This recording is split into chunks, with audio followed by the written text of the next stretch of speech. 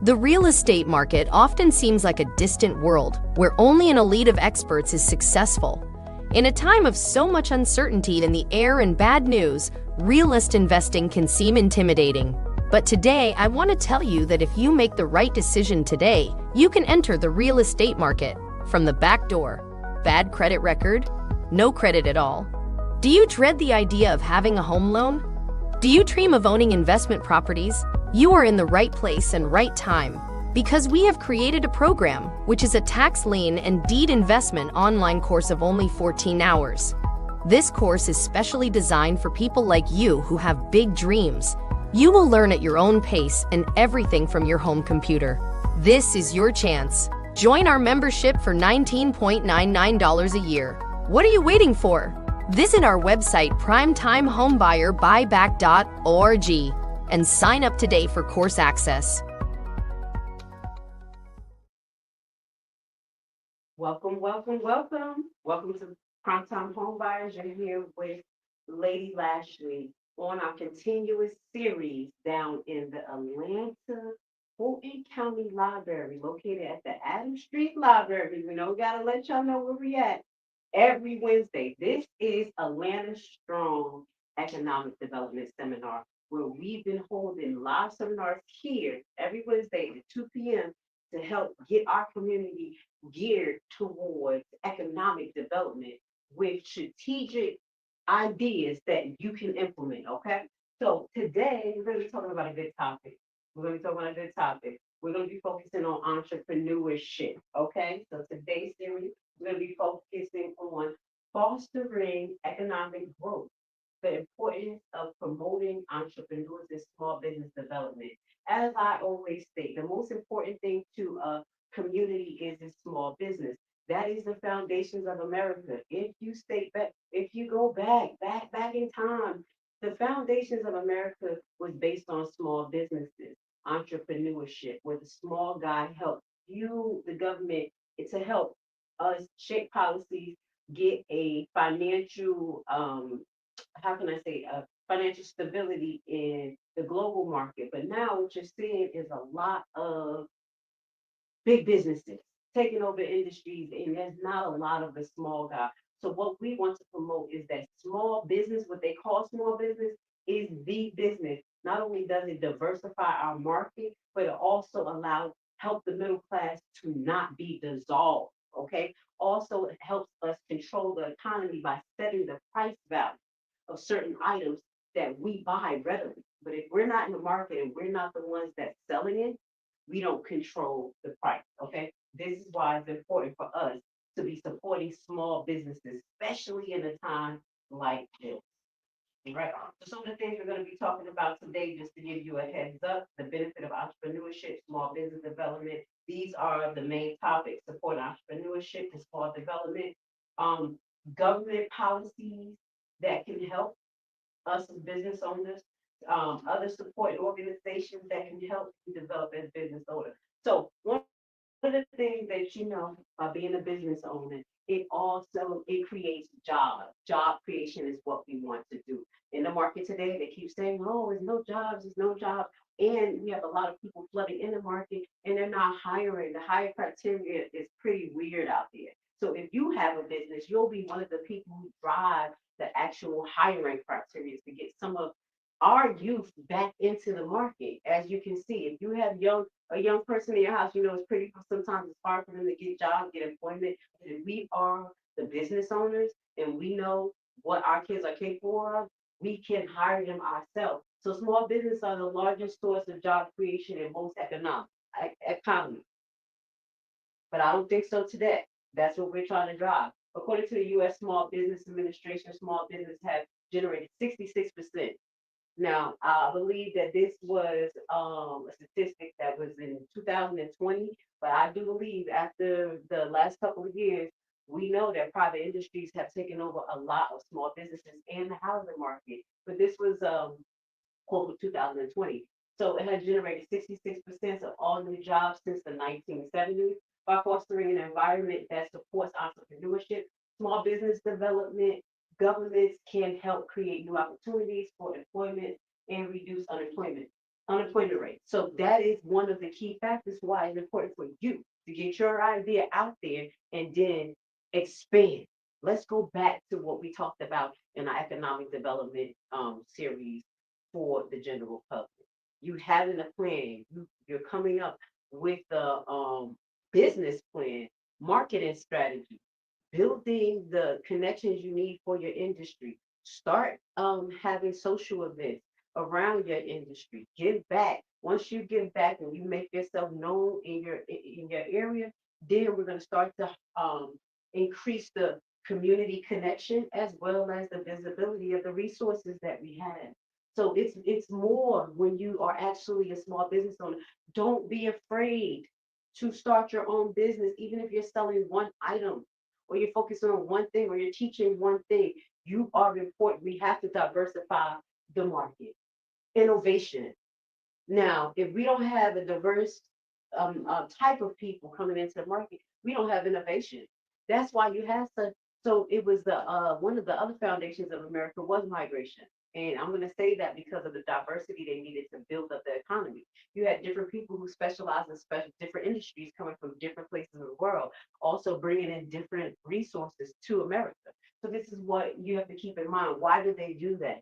You're gonna have to think like the big guy, being innovative. So you yourself creating a job market for someone, and then letting them bring their skills in for whatever it is to enhance whatever product that you're selling, increasing the innovativeness. Entrepreneurs and small business owners are often at the forefront of innovation. And that's why we always say protect your idea, okay, guys? Protect your idea. Don't let the big guys come and snatch it up. Developing new products, services, technologies that drive economy growth and improve our quality of life. Encouraging entrepreneurs can lead to creation of entire new industry.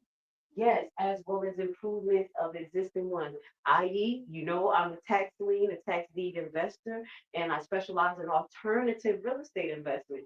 So just by me being into that alternative real estate, I was able to create a course that you guys are going to learn about a little bit later. And that opened up a whole new industry because that industry was pretty well kept quiet under the rug. Okay, a couple of years ago. But you have to be innovative. There's something that you can create, you can bring to the market that people will love. Okay. Competition. That's what we have to create competition. And competition doesn't always have to be negative. Friendly competition is what it is. We gave you a great example last week of friendly competition in the market of it was machinery. It was Lashley's Kumbota, no relation. And the gentleman talked to me about him and his colleagues in the same industry that will get together at least quarterly to talk about what's going on in the industry, how much they're selling the product for, what are the new innovations, and they were all on different levels, different areas in the United States, but they came together and it was a friendly competition. So competition is good. It actually allows you to evaluate yourself, gives you a measurement of what's going on. And if you have that great good competition around, they're going to work. They're going to work together. They're going to work together.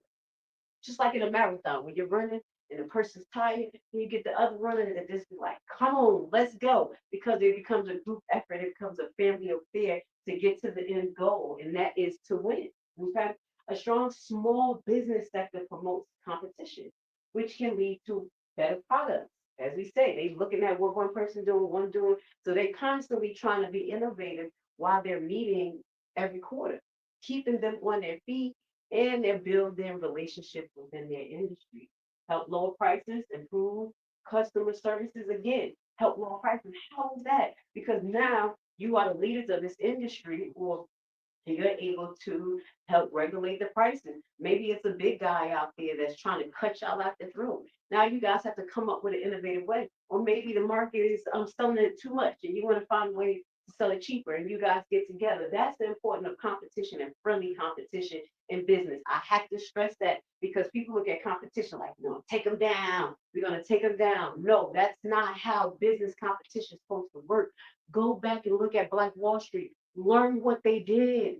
They did not compete with each other. They just built with each other. Same type of businesses, maybe a different logo, something a little innovative there, but they knew the need needed to be fulfilled. So they based their business on the need and not just being in competition. Know the need of your market and stay focused on the need. Does that make sense?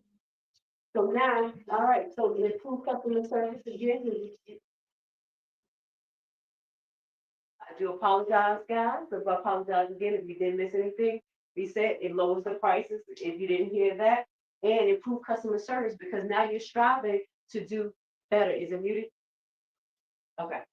You're striving to do better. You're trying to be, best. You're trying to come to the next meeting, which is like colleagues, like, hey, this is what we got going on. Friendly competition. We do this all the time in the hospital, where each unit sometimes strive to get the best number, the best customer service number. We're not in competition with each other, but it's a friendly competition. Does that make sense? Okay. So by supporting the growth and development of small businesses, governments can help ensure that markets remain competitive and dynamic. And that's what we're going to get into the government, some of the things that we need to keep our business afloat. All right. You go look for those services. You go look for those resources. They have it for us. Okay. And you share the resources amongst your colleagues. Okay. All right. So the benefit of entrepreneurship and small business development continues. Just two more bullet points. Social mobility. That's what you're creating up in front. Social mobility. Entrepreneurs and small business owners provide opportunities for individuals to improve their social economic standing regardless of their background or circumstances. This in turn contributes to more equitable and inclusive society. Yes, this is what I just told you, social mobility. Now, I don't know if you guys go through it, but my daughter can get a job in 2 seconds. My son, he got to apply 10,000 jobs. And it may be a societal way they look at certain young black men at the end of the day, or they just have a look for their business that they want, especially under the new federal guidelines that they can do what they want. But if we have more businesses, we can create more social mobility for our youth, for the youth that's locked out because of the new social norm that's around. Does that make sense? Does that make sense? Creating a business of your own, giving your own youth things to do, making them feel motivated because they see you motivated and they start their own thing. So instead of my son waiting, which he never did, he always had his own thing going on. And I said, maybe that's a blessing because God wants you somewhere else. So if God needs you to be somewhere else, make sure that you support your youth. We're going to talk about the youth too because we have a few things that we give away here. So it's good for you guys to come in person as well. We know it's summertime. We know you got your kids home. Don't let them waste their brain. Yes, pull them off of the internet. They don't always have to do everything on the internet. We have some books, we have some concepts, some things that you can do to be innovative to keep your kids busy, get them financially forward, and kind of looking like, hey, let's start a business. Maybe I'm gonna sell some lemonade. Maybe I'm gonna do this, these type of things, because once you get them in the road of that, learning how to make money, manage money, this is something that's gonna be in the back of their mind as a life skill. As I told you, that's gonna become an asset for you and help us build generational wealth because you started your kids young thinking about this. Okay. Now they have a strive for it. They saw you doing it. You see what I'm saying? We gotta be a little bit more innovative now, especially since we have AI kind of wiping a lot of the working market out. What are we gonna do? We have to create the jobs ourselves. We have to create the industries ourselves. Okay. Resilience. That's what we're trying to create here. Resilience. Small business tend to be more adaptable and resilient than larger corporations, making them better equipped to weather economic downturns and disruptions. Yes, yes. Because you find with bigger business, they have a profit margin that they always want to keep. And sometimes trying to keep that profit margin, either they're cutting back on services, cutting back on hiring people, cutting back on things just to make the money. And at the end of the day, that's when they actually lose the quality.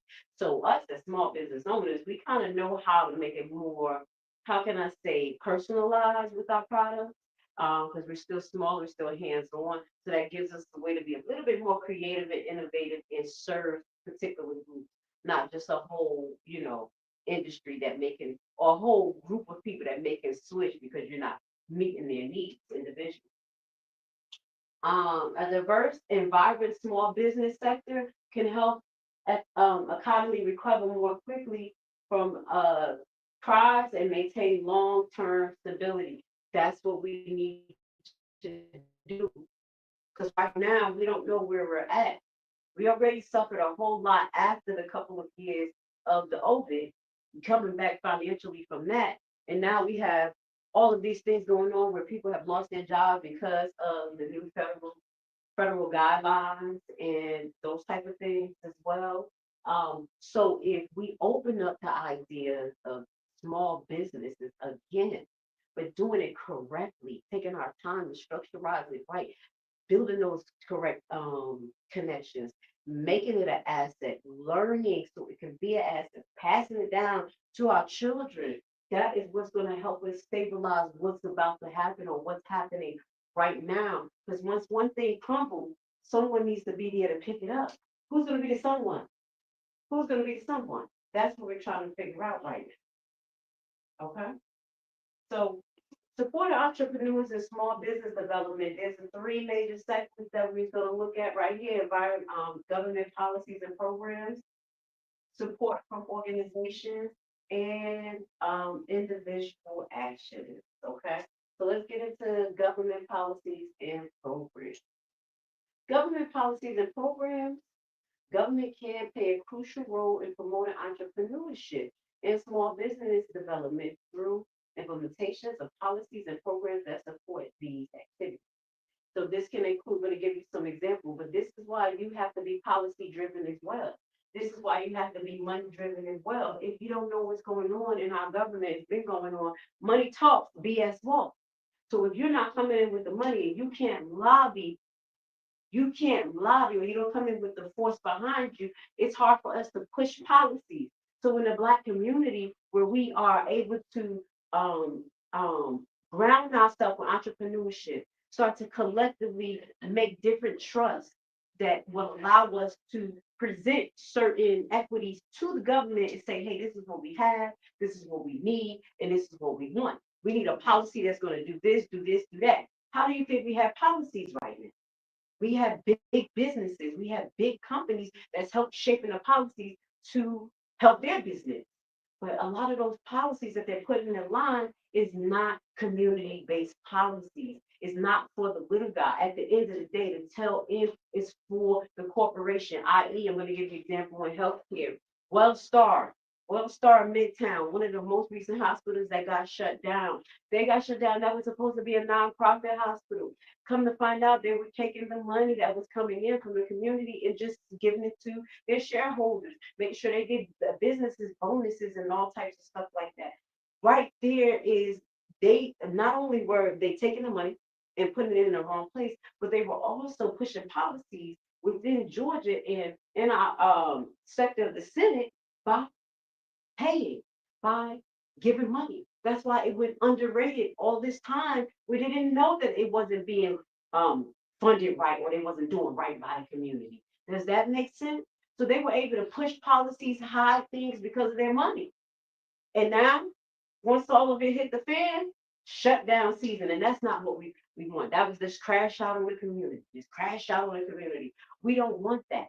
So I'm trying to build a bridge in these concepts of how this is connected to this. The more money you have, the more control you have over this type of government that we have. And that is true. So before we can get our foot on any policy and start to move anything back on, in a way, by some politicians like they do, what do we have to do? We have to create the businesses. We have to create the market. We have to create the demand. We have to show them that we have power on a lower, on in the middle class because we're losing power. That's why it's important for us to start business. So government policies we can focus on making more accessible capital for certain areas that need it, certain ethnicities, certain age group. The same thing that they did, we can do. We can push that based on the need. Again, another thing. Now, so we just finished reading this, providing access to finances for startups, small businesses, such as through microfinance programs, grant, and low interest loans. These are the things that we need to push.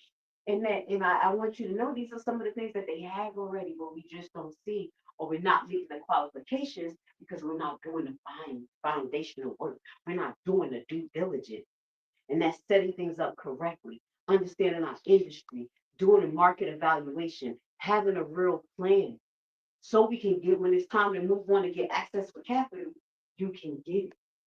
Okay.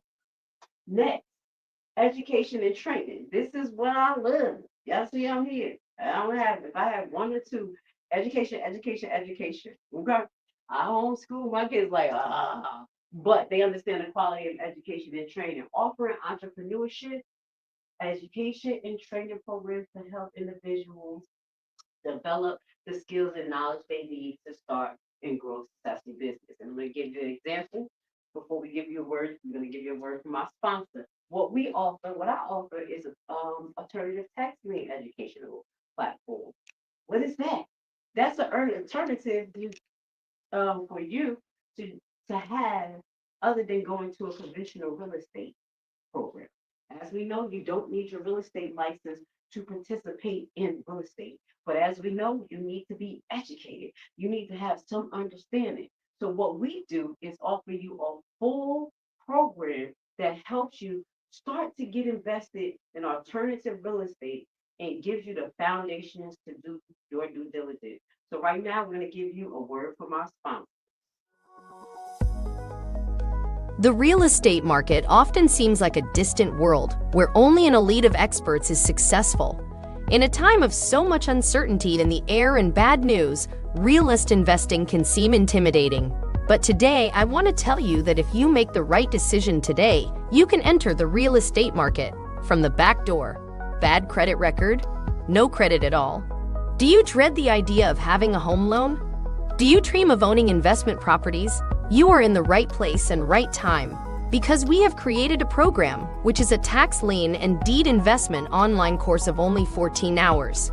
This course is specially designed for people like you who have big dreams. You will learn at your own pace and everything from your home computer.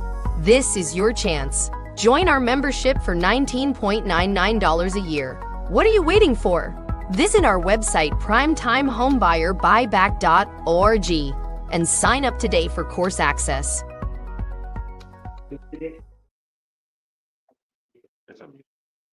All right, guys. So moving on. Government policies that we can help shape as entrepreneurs. Understand as an entrepreneur, you're just not an entrepreneur. You're going to be a community leader. You're going to be an innovator. You're going to be someone that somebody looks up to. So this is a big position. That's why we don't take it lightly. And you're supposed to take it with honor. But some of the things that we can focus on as entrepreneurs and leaders in our community is regulatory reform, streamlining regulatory regulations and reducing red tape to make it easier for entrepreneurs and small business owners to navigate the legal and administrative aspects of starting and operating a business. Regulatory reform can start with education for someone who has been through these type of programs, i.e., we had someone that showed up for the seminar last week who dealt with government contracts. So he knows the red tape about government contracts, subcontracting. So that is a way that you can get through the regular, use as a form of regulatory reform by education, education, education, education. All right, so another form of regulatory reform right now is basically going through forms of government that you may need to talk to about changing policy, i.e., if they have small business grants that you have in your community that you feel is not accessible to you because the red tape, maybe you need a credit score of 700, things like that. Maybe you can talk to them about adjusting these type of red tape or about how it's actually being put out there in the forefront. Are we able? Where did we get this information from? So regulatory reform is something very important that we have to focus on, the entrepreneurs, the leaders of our community, the people who know how to do research, the people who know law, the people who know how to find it, and we have to keep educating our people, especially the people who wants to learn. Also, I have to say to our community, we have to have the drive to want to learn. We have to have a drive to want to change these regulatory processes. And the reason why I think our community is really buried because our priorities has been shifted towards more of idealism and not of us actually being socially and economically stable.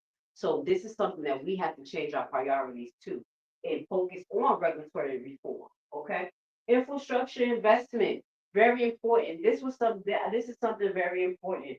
I think each one of us, if we can try to find a way to invest in infrastructure, that'll be something that will build generational wealth as well as help in certain sectors. Let me give you an example. I always talk about transportation. What about housing? You know, I specialize in helping people get alternative real estate. But for instance, you know, just getting the building, possibly making that building for people who has been displaced. They've been displaced for fires. People have been displaced from ex trafficking, senior building, little things like that. Be innovative. That is also infrastructure investment. Providing houses for your community is one of the things. Not only just transportation as well, infrastructure investment, getting the building and turning it into some type of community development program. I mean, building where people can use it and actually, get in contact with each other, creating that environment. That's part of infrastructure investment that you can do that creates a business for you and something for the community as well.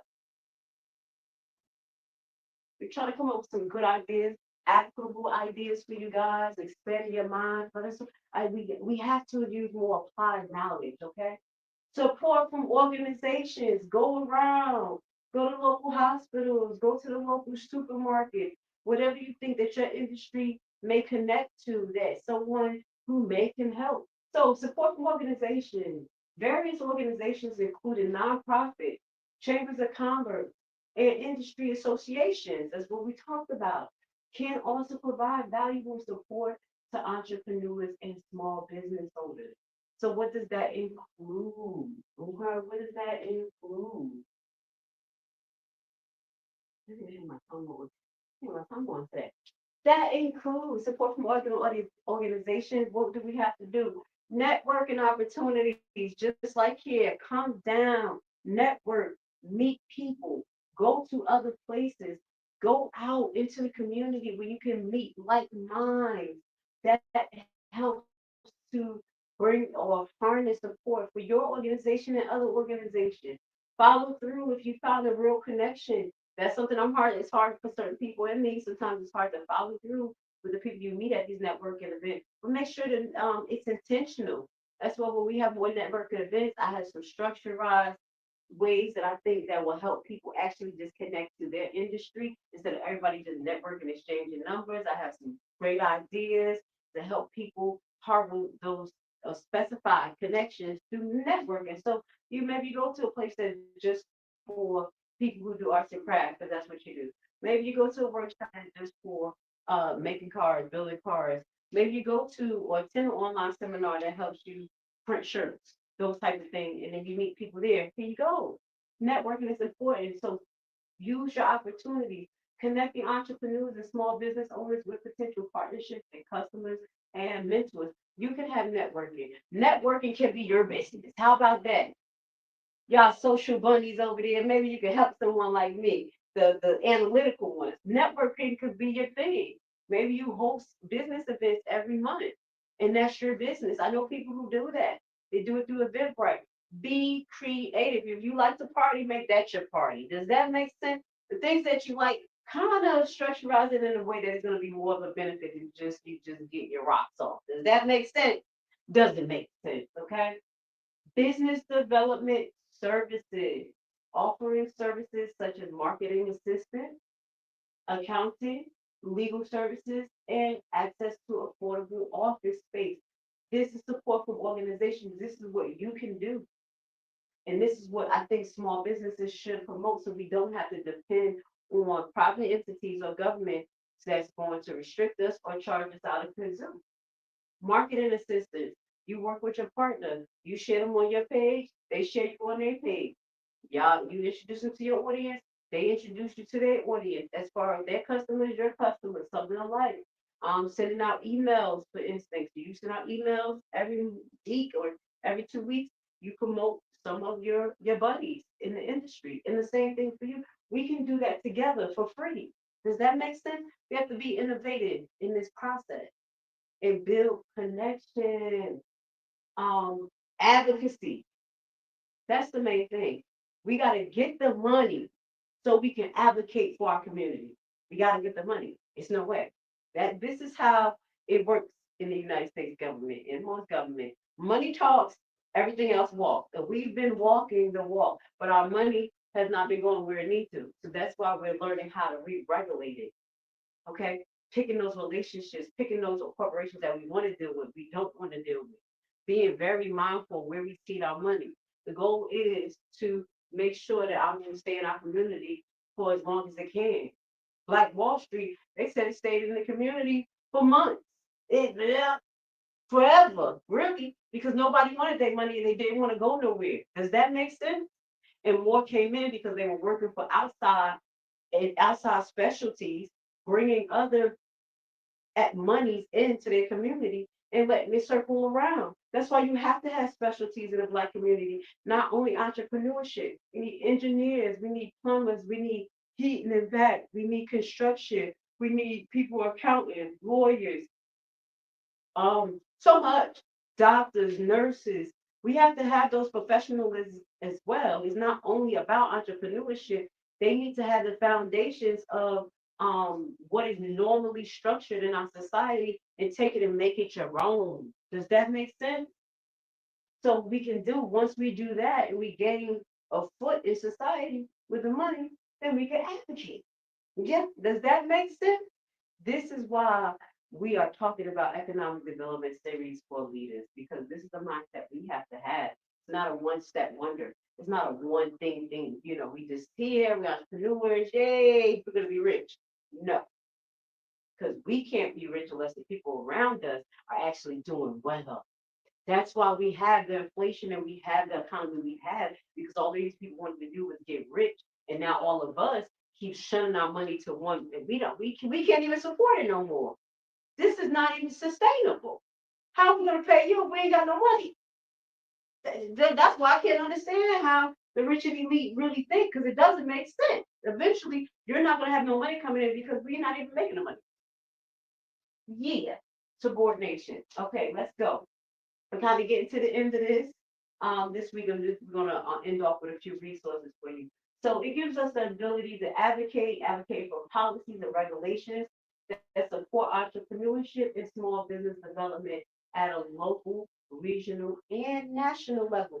That's exactly what we were talking about on one of my platforms, where I had shared a speech from someone, one of our great philosophers and researchers named Steve Stokely. And Steve Coakley, I know apologize. Steve Coakley talked about us understanding the power structure. And when you're understanding the power structure, you know where to put forth your energy. But then if you understand a power structure, you can see how you can advance it to get your point across. And it starts at the local level. I think that's where we stuck.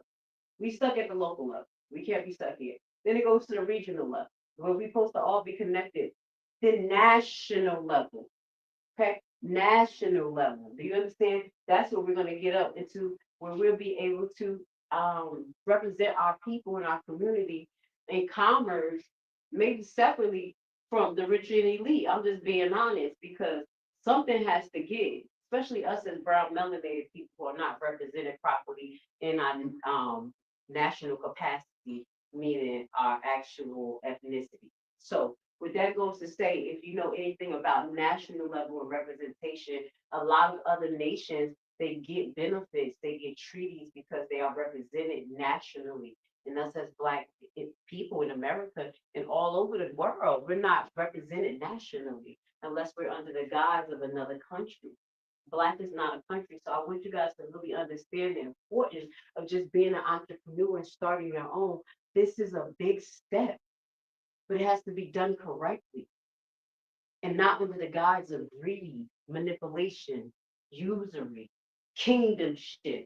It's supposed to be under the guise of community, nation building, restructuring what we have because it's collapsing. Okay.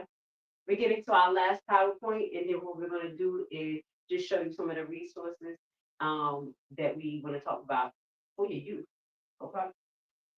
Individual actions. Let's get to it. I want you to hit the like button. I want to say thank you for being with me. If you don't know who I am, my name is Lady Lashley. I'm the owner of Primetime Home Buyers, where I educate the general public on alternative ways to invest in real estate. Okay, I help you do your due diligence. I help you go do the deed search. I help you read the title. I help you understand law. All in the course. You just take your time, go through the course. You'll come out an expert.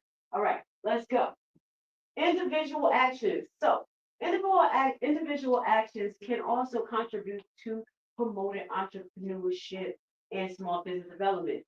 Here we go. Individual action. This is what you got me. This is the individual action where I said, hey, I'm going to partner up with the Fulton County Law Library and offer economic development series that's going to help bring people not only to the library, but also offer resources for people, a different type of resource that have not been here.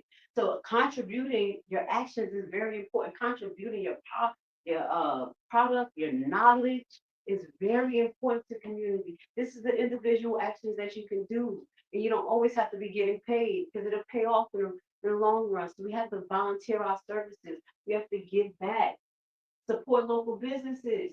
Choosing to shop at local businesses instead of large corporations can help strengthen the local economy and create jobs. Pop-up shops, don't go. If you hear one around, just go check them out. You may find a business that you like. They may have a soap, lotion, clothes, connection, something that you may like, may need that you can't find at the big shop because they just got everything with all this GMO product. You know what I'm saying? Go support your local small businesses. Find them. This is what we have to do because a lot of these big corporations, they was down with eliminating DEI.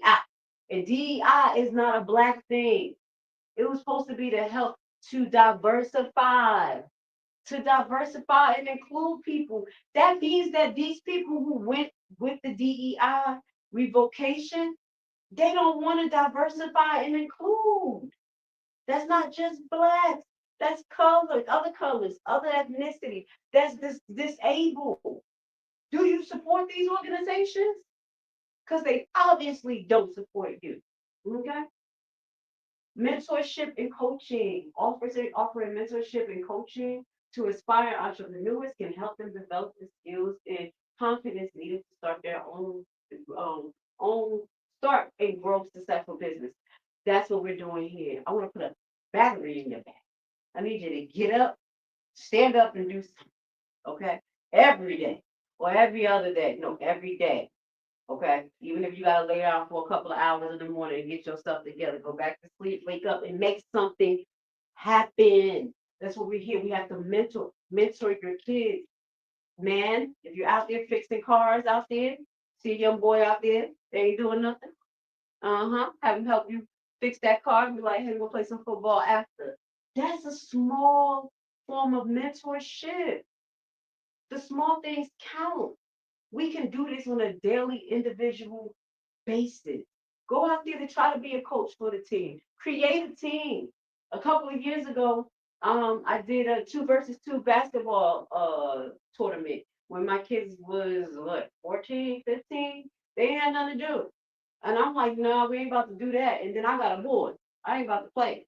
We're gonna do some boy stuff. Okay, that's one thing. I've been a single mother, but I ain't play that. All that you're gonna do boy stuff. So we went and we did 2 versus 2, and we did it for like 6 weeks, and it was great. Kids participated. Um, we had ages group from 14 to 21. They teamed up, they played hard, played heartful, and then at the end of the summer, we did a book bag giveaway. It was just great, and it was something I was able to do myself, and not even myself. I'm lying. My son's basketball coach, because it wasn't basketball season, he helped me, and other men helped me in the community. Um, Hi, sir, how are you? Oh, yeah, we kind of wrapping it up.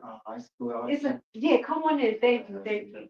So basically what we did was create an environment that allowed our kids to have something to do. So you have to be innovative, mentorship, coaching. You can do it yourself. It doesn't cost a lot of money. Investing in startups. This is what we have to do. It does not cost a lot. Investing in startups and small business, either directly or through crowdfunding. Now, again, we're going to put the crowdfunding platforms under the video.